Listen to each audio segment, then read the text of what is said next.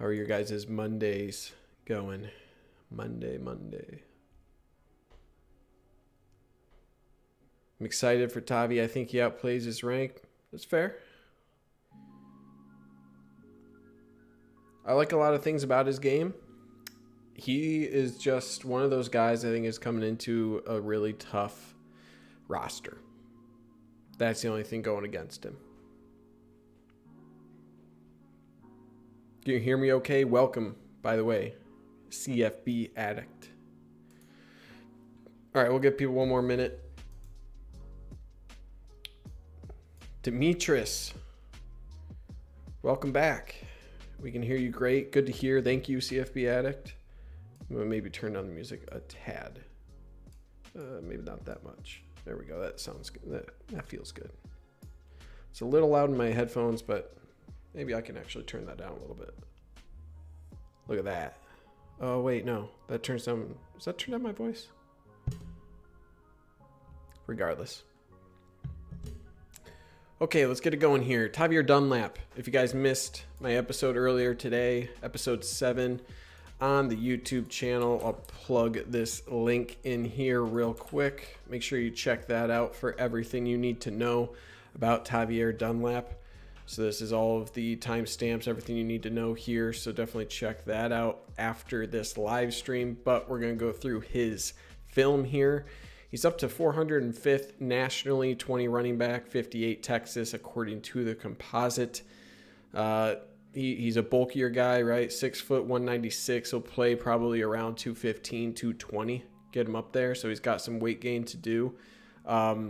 Not the best testing numbers, right? Verified 4.63 40 as a sophomore.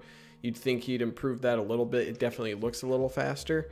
We don't have senior film because, to my knowledge, it was canceled. Regardless, we don't have... Or no. Sorry, it was not canceled. We do not have senior film just because it's not on Huddle. He did play his senior year. I put his stats in the video, so check that out. All right, let's dive in here to his film. We're going to start with his sophomore season highlights. About 5 minutes there, 7 minutes of junior year highlights, and then we can answer any questions, talk anything further. Let me move my face out of the way. There we go. I almost didn't catch that. Also, something crazy about, look at this shirt. This is like it's a Michigan shirt. It's a Michigan Chicago alumni, but it like blends into the background. How weird is that? It's yellow. And I have my green screen, so I don't know how the yellow is getting chroma keyed out. Okay. Anyway, here we go.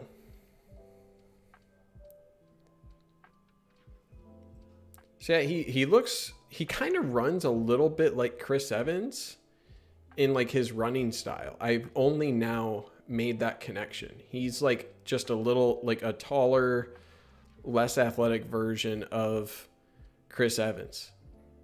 Chris Evans is definitely more of like a jukier guy, right? That's not the same profile, but in space, he does the same kind of like redirect angles here. So he has good like redirect, like he has good vision out of the backfield, right? That's something that I think stands out quite a bit. He's able to make a couple cuts there. He's able to throw his shoulder down, right? I mean, look at that. That's a great clip. Like that little cut right there, able to bowl over 2 or 3 guys, keep his feet moving. So he's going to be your third down back, right? He's going to be a guy, short yardage situation. He's able to find the hole, able to bowl over a guy. But he has good bounce ability, right? He has good vision, good timing on his bounces as well. It's just his speed that's like hard to kind of gauge. But that's a great cut. Let's go back. Look how great of a cut this was. Right there. Right? Man, that's great. Right here, he recognizes it, right? You can see there's going to be a lane that's going to open up right here. He also notices this guy off the edge, and he hits it pretty well. So that's just great vision from him to make that cut quickly. Again, he's going to get caught from behind, right? But that's not his skill set to be a home run threat. It's not what he's going to be used for. Good patience there to bounce. And he takes good angles. Like he knows when to separate, when to bounce. Decent speed there. He definitely doesn't look like a 4.63 guy, right? He looks like closer to, that was a good stiff arm. He looks closer to like a 4.5, like mid 4.5s. But yeah, nice little bounce here. Good use of the stiff arm, right? And this is the kind of thing that I think Chris Evans was really good at, was using his arms in a way to like redirect people. I feel like no one ever really got a good handle on Chris Evans. He's just a little slippery. Yeah, Tyler Butash, welcome. Thank you, Andy and CFB Addict. He's Texas. His team wasn't great. So they were 5-5 his junior year, so they weren't like a powerhouse school. Limited his production a little bit his senior year especially. But you see this like little arm bar he's got going on right here? These are like little things where like how they make their feet accessible to defenders, I guess. How they wall off defenders with their off arm, things like that. That just make yourself a little bit harder to get a clear shot on. Good durability and balance there. I want to see him kind of like explode through contact, right? He kind of is just able to work through arm tackles. He isn't like exploding through them, right? You don't really see him like trucking guys. It's more like he's running through guys, if that makes sense. He's not putting on a truck stick. He just has like, he has like 99 breakability tackle, right? And I think part of that is kind of what I was saying, where it's hard for guys to like get a good grip on him because of how he's manipulating his body, using his offhand. He has good stiff arm, good like running back instincts to not make himself an easy target for defenders. I think that's what makes him a little better than most. Like right there, right? Like he's not like a super adept guy. Like he's not making he's not breaking guys' ankles right here. He's just making it a little tougher, right? This guy has his arm around his waist here, but he's able to churn through that. He has a bigger frame. And CFB Addict, Hassan Haskins, that was my comp in my video earlier today. Very similar to Hassan Haskins. Very similar profile. And then right here, right? He's not breaking this guy off. Like, you know, this isn't an ankle breaker. You can see he has a stiff arm out on this guy. And that's just creating a little bit of extra separation where the guy's just kind of reaching, right? Not able to get a good handle on him. So again, not a truck stick guy, more of just a breaking tackle. You can't arm tackle the guy. There's another thing. And that's good elusiveness. Right here, like this is a good one cut, right? Boom. And then he does make that guy, again, the guy made contact with him, but he just kind of fell off of him because it wasn't a direct hit. So that's a big part of that's vision. A big part of that is, again, those kind of off-ball movements, those redirects. He can redirect pretty well. You'd like to see him maintain maybe a little bit more speed through those cuts because he's never really like separating from guys. But right there, that's exactly what I'm talking about. And this was actually right there. You see that little chop right there? Right here when he bounces. Watch what he does with his arm. It's not like a traditional stiff arm. Oh, shoot. What did I just do? I don't know what I just did there. But see that? Where he's walling him off right here. And that just, he sets himself up well out here because he's like cut him off, right? He's like, okay, you're not going to get beyond this. You can try to wrap around my waist here, but my momentum's going this way. And it's just hard for defenders to get a good grip on him. But yeah, Haskins is definitely a good comp for him. But yeah, I think he just has like above average instincts, like right there, great instincts on the cuts there. He has good redirect instincts as a part of that. And then almost like a slipperiness that I think Evans had in abundance. I'd like to see him get a little bit lower for contact. And again, kind of like accelerating into it, right? Right here, he's more just like carrying contact and not breaking through. So I'd like to see him like lower his shoulder a bit more and use his big frame to go through people rather than just breaking tackles. But yeah, I think he has like a very similar comp to Hassan Haskins, but with like a certain aspect of Chris Evans' game that I can't really put. Oh, that was a great cut. And this is like a great clip to show how he like can set up guys pretty well. So right here, this is the guy to watch right here, right? He's going to be flying up here. And what he's going to do, he's going to step outside, get this guy to commit to the outside, and then he's going to cut back. So let's watch that. Oh, I'm sorry. I'm looking at the wrong guy. It's this guy, right? So he's looking at this guy right here. He's going to step outside, and this guy has a lane to get out here. He's going to be following this guy up here, but he's going to really set him up with this step here and then cut back inside. Right there, right? You can see that. Boom. And he makes a cut back inside. So that's really nice. And those are the kind of things that like will do really well for him next level, right? Those are next level concepts where setting up a safety like that, you need to do that to be a really successful collegiate running back. You need to be able to see to that next level and to really make it.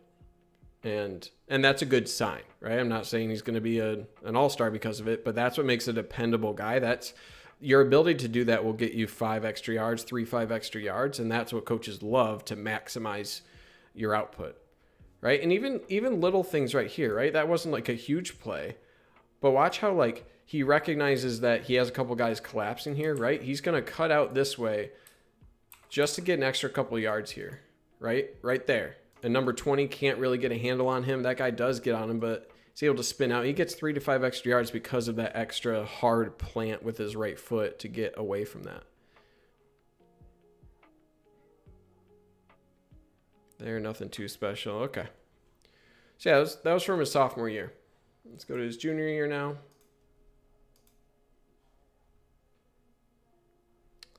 This is by far his best year, 23 total touchdowns. Yeah, hold on. That's a good phrase there. I've heard that referred to as manipulating the defender. Yeah, it's getting the defender to commit. It's putting the defender in a tough spot and understanding his momentum. Right? Watch how he kind of like makes himself skinny here. He's going to turn his hips kind of away this way, and he's going to move his arm and the ball. His whole shoulders are going to point this way. Just to kind of like, you notice how his hips, he's pointed this way. I mean, he's still headed upfield for the most part, right? But he's pointed his hips so far this way where if this guy dives, it's much harder. You know, he's not going to be able to hold on to a leg. His legs are pointed this way. So it's just that extra step of using his hips, using his body, turning away, not giving the defender an easy target to get to there. And good job getting up the sideline there.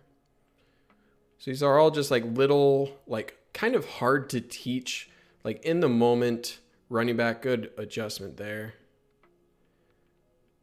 Just like good on the fly running back instincts that are, again, hard to teach, and you just kind of have to have it. Like the arm bar, the hips to move away, making yourself a hard target right there. Nice little shuffle out.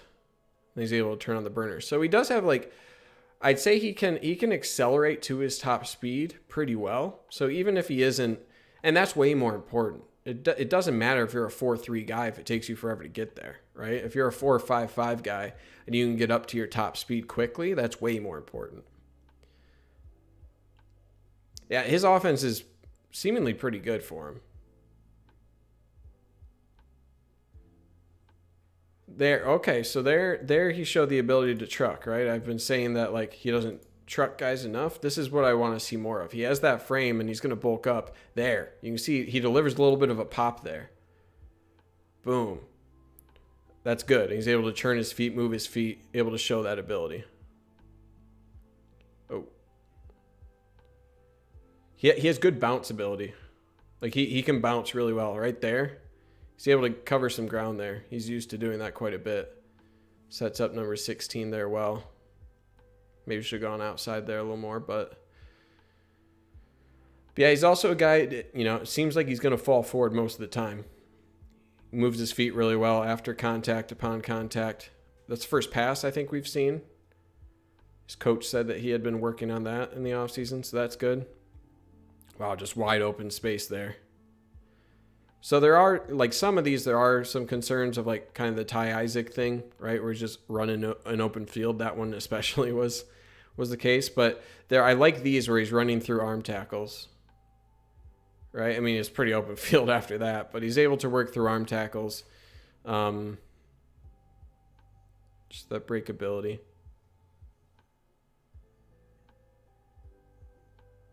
There again, man, this defense just isn't good, is it?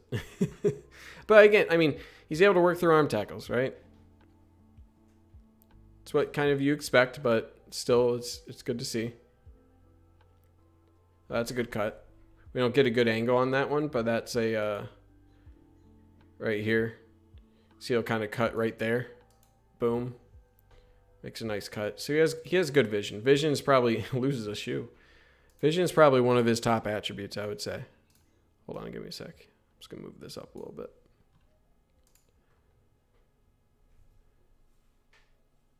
Okay, a little stop and go. Again, good vision, right? Play kind of fell apart on him. He was able to find a path to the end zone. Let's replay that real quick.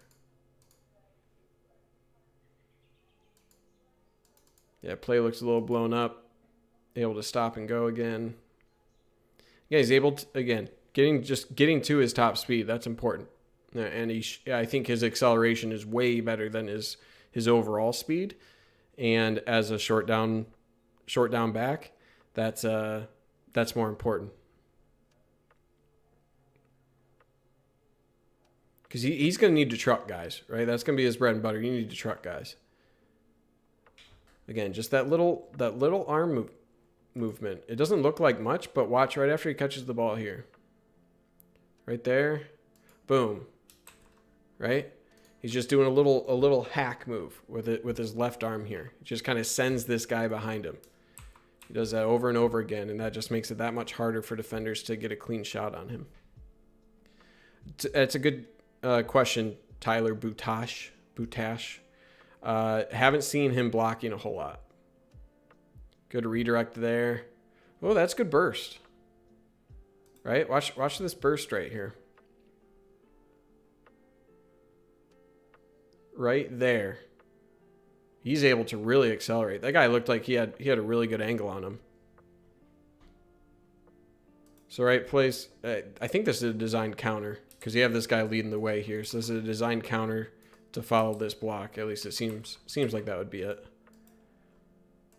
So a little bit awkward, but gets a chance to. I mean, this guy is just kind of, he blew his block here, but he's got this. But it looks like there wouldn't be room for him to make a cut there. So again, good arm usage with his left arm, and then watch him just accelerate through this hole. Right, if you freeze frame it right here, I wouldn't expect him to make that, but he had good burst, really good burst. On that play specifically, and that's a huge part of being a running back. Yeah, I also doubt that he's a blocker if they don't include much on his film, at least at a collegiate level. It's hard to say. I like the little truck he did at the end of that play. Oh, there he is blocking. Okay, so he got onto a linebacker there, so pass protection is what you're looking for, though. Again, good job churning the legs there, right? This may not be like, a super highlight play, but first contact, boom, right there. He picks up an extra 7-8 yards there after the contact and keeps his legs moving. So when you're looking for a third down back, right, he's able to accelerate quickly. Oh, nice catch. Diving catch. He's able to accelerate quickly. He keeps his legs moving through contact, and he has good vision. And those are three really important things that will definitely make up for maybe a lack of top-end speed, top-end athleticism. Wow, just churning out yards.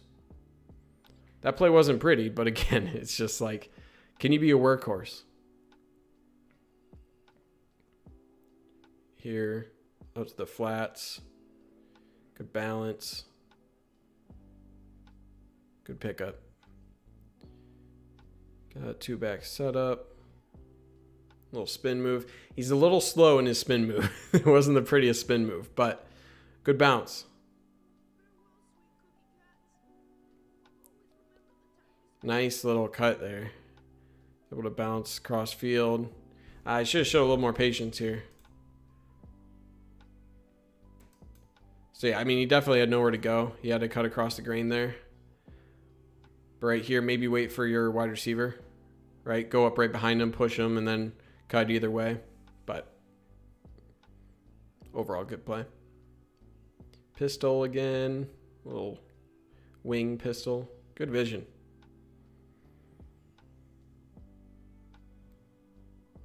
Yeah, I mean, I like him. It's not that I don't like him. Oh, that's good.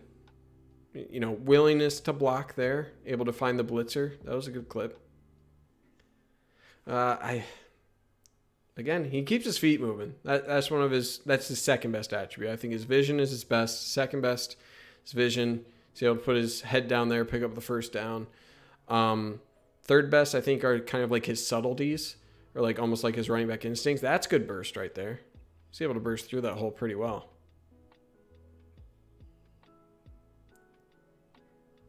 Right there, man, as soon as he sees it, like, he gets to his top speed quickly. That's good.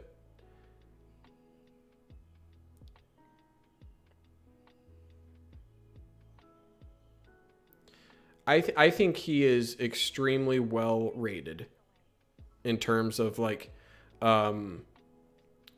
his overall ranking, like right around 400. I think that's for sure appropriate, and I think that's where, wow, he just broke this dude's ankles. A little bit awkward, right? But man, he's able to, like, just again, subtle cuts. Right? He doesn't need. He's not flashy in it. Here he is going out on a pass. Okay, wide open. Not going to learn a whole lot from that one.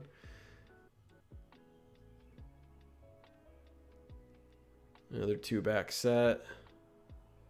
Nice setup. Oh, got caught there. That was a good setup step. Right there. Oh.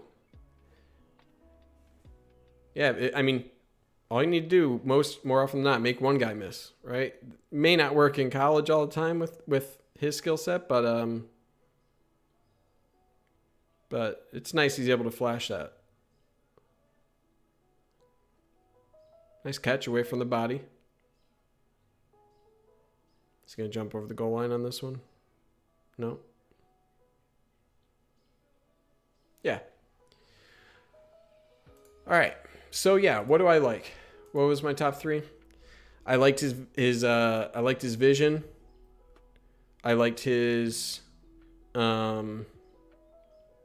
footwork. He's able to churn through contact. So his like break tackle ability, not his truck ability. I think he could improve on that, but his break tackle ability, and then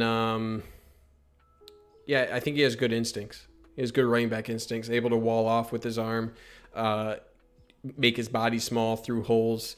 I think he has a good profile of a guy who will make a good rotational player, either probably like starting his third year, so like redshirt sophomore year. I think you could see him like as either the second or third back and providing 5-ish carries or touches per game, and possibly more in short yardage scenarios. I think he could really do that. If he can bulk up confidently and well to 215 pounds, I think there's a definite spot as soon as Haskins is gone. He can definitely fill in and provide that role. Very similar skill set. And I think that's what they brought him on to do, to be a Haskins replacer. They understand the need for a guy like that.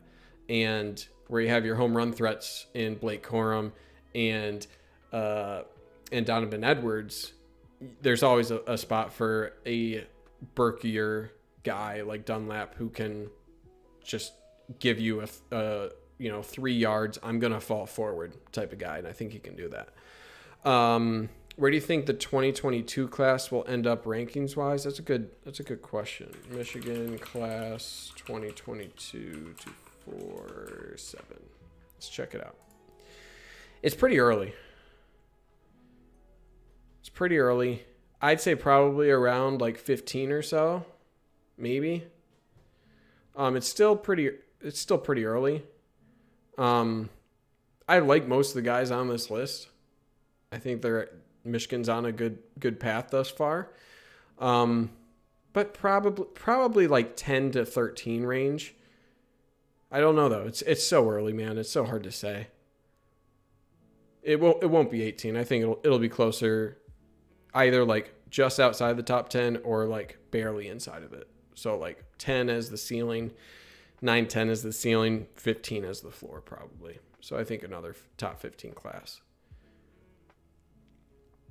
Okay, any other thoughts about Dunlap? Yeah, so the other thing I was saying about him, very similar to Haskins, the only downside is the roster that he's walking into, right? I mean, you got a potential superstar in Donovan Edwards. You got Blake Corum, a class ahead of you. That's tough. That's tough. The good thing is he has a very different profile. And really, there are 3 different profiles, right? Where you have Blake Corum, kind of a super short, I don't even know what you call him. I love Blake Corum. He's my favorite back in the on the roster right now. But then you have like a little bit bigger guy than him, more of your traditional running back in Donovan Edwards, and then you have Haskins and Dunlap, who fit the same mold of a bigger, dependable third down back. Anthony Thomas is a good comp. Wasn't Anthony Thomas like extremely fast though? I would have to go back and watch Anthony Thomas film, to be fair. I like a running back situation, but I miss Charbonnet. Charbonnet is going to be a good guy. Charbonnet is a great player. I think he had some injuries, right, that kind of set him back a little bit. And I truly think he was just like banged up a little bit too much to truly make an impact. If he stayed healthy, if he stays healthy, he could be an All-American without a doubt. I loved Charbonnet's film a ton. It's just he wasn't able to stay consistent because of injuries more than anything else. And then when you bring in a bunch of guys like Corum, you got Haskins being dependable. You got Donovan Edwards coming in. It's just too crowded of a room.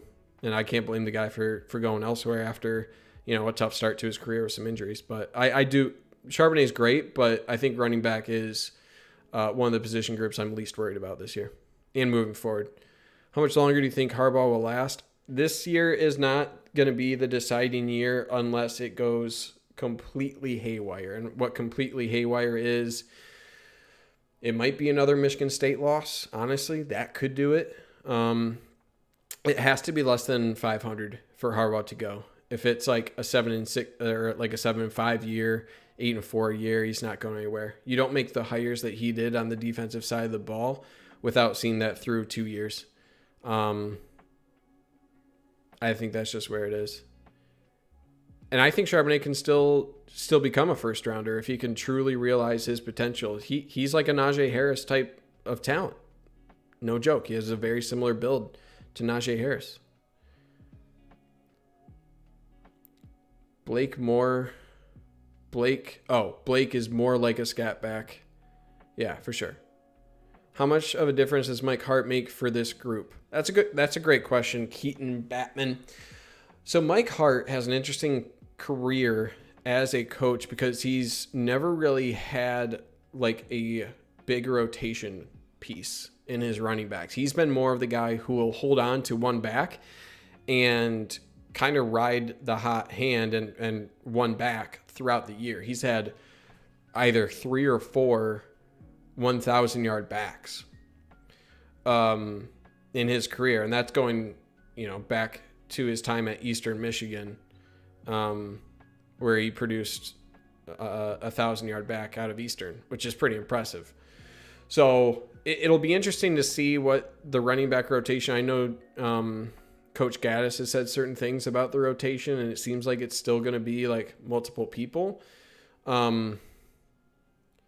But yeah, I mean, we'll see. We'll see. I think Mike Hart will connect a lot with Corum. I don't know. I'm expecting a huge year from Corum. I really am. I think I'm probably going to make a video at some point of like my breakout players or like expected breakout, because there's 2 categories of breakout players in my opinion. Guys you expect to break out, which I would see like Blake Corum is for sure one of those guys. He's my bet to have a 1,000-yard season this year. I think he has that potential. And that's nothing against any of the other running backs on the roster. I like him that much. I could see a little bounce back season since we were so young. Injury, yeah. Nothing special, 7-9 wins. Yeah, that's where I'm between right now. I feel like a broken record saying it just comes down to the quarterback position.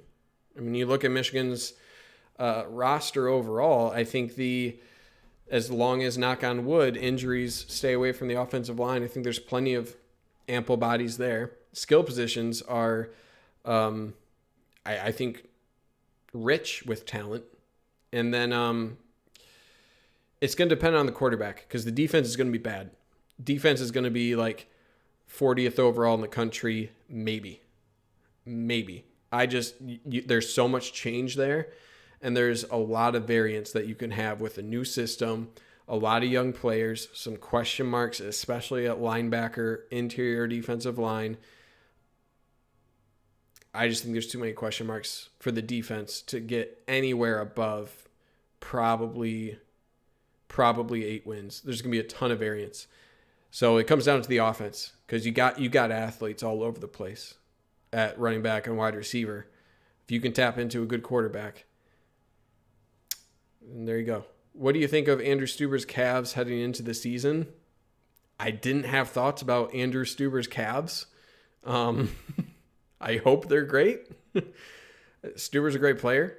Honestly, that's one position group. I have to go back through my past videos and watch some film and kind of my notes on those guys to get a better opinion of the offensive line. I'm kind of a little rusty on my offensive line knowledge this year. I'm big on Zinter. Zinter should be starting, probably at center. But yeah, there's lots of bodies there. If Gaddis doesn't have a good year, he needs to go. 100%. 100%. This is make it or break it year. And everyone loves to crap on Don Brown for his performances against Ohio State, which is absolutely fair. But what has the offense done against OSU to really, truly help out the defense in big games?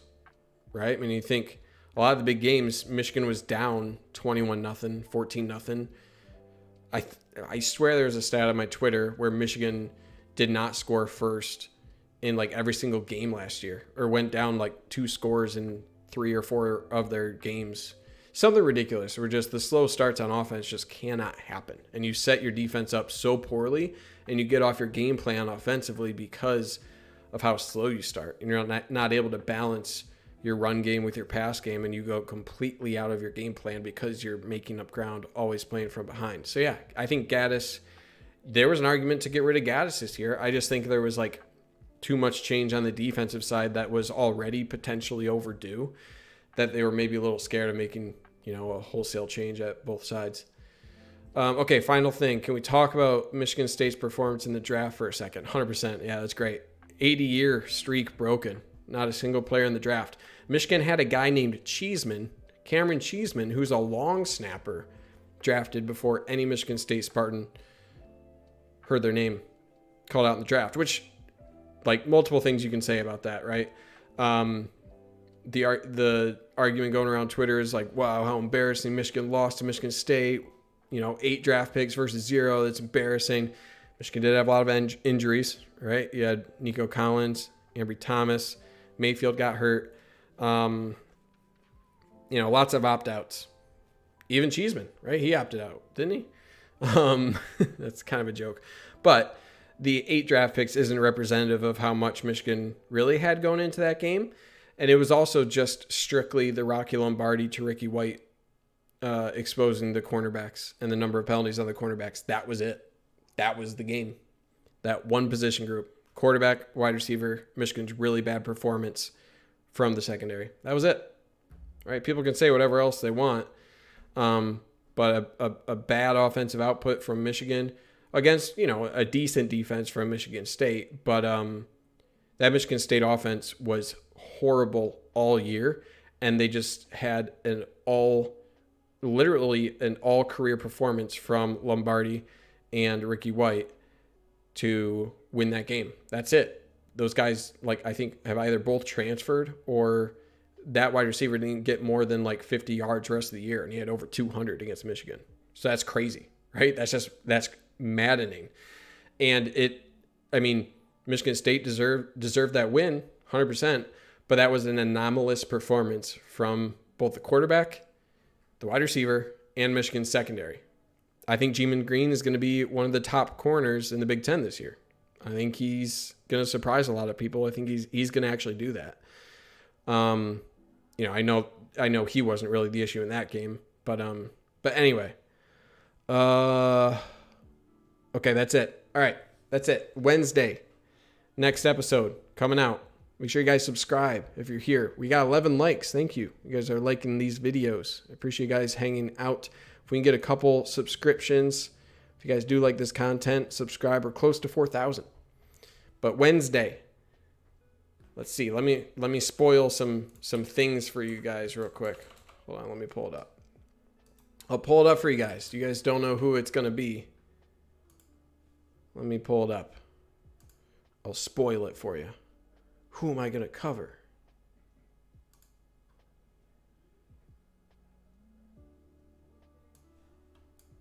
Boom. There it is. Raheem Anderson. Offensive center.